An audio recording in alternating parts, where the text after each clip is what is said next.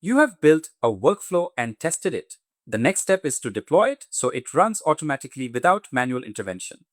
When deploying, remember an important concept. You are deploying the workflow and the tools, not the agent. The agent helps you design and refine the system, but the deployed version runs independently. There are several deployment options, each suited for different use cases. The simplest option is using scheduled execution. If your workflow needs to run at specific times, such as every day or every hour, you can use a scheduler. This approach is simple and reliable for routine tasks. You define when the script should run, and the system executes it automatically at the specified intervals. Another option is event-based execution tied to code changes. For example, workflows can run when code is updated, when a pull request is created, or when an issue is opened. This is useful for automation tied to development processes. You can also use serverless platforms. These allow you to run your logic in the cloud without managing servers. You deploy a function, define when it should run, and the platform handles execution, scaling, and infrastructure. Event-driven platforms are another option.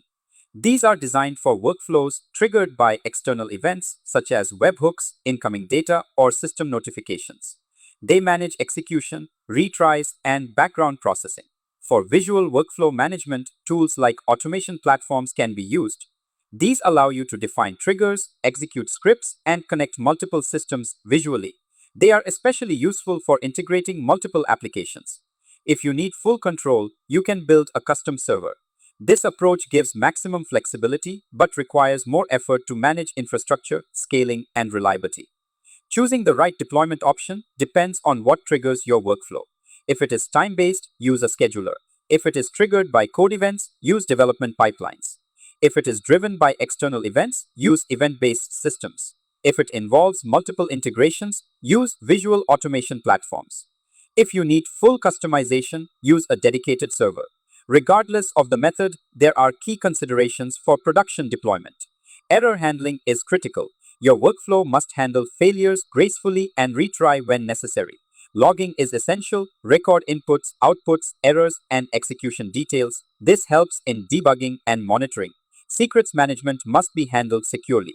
Never store sensitive data directly in your code. Use environment variables or secure storage systems.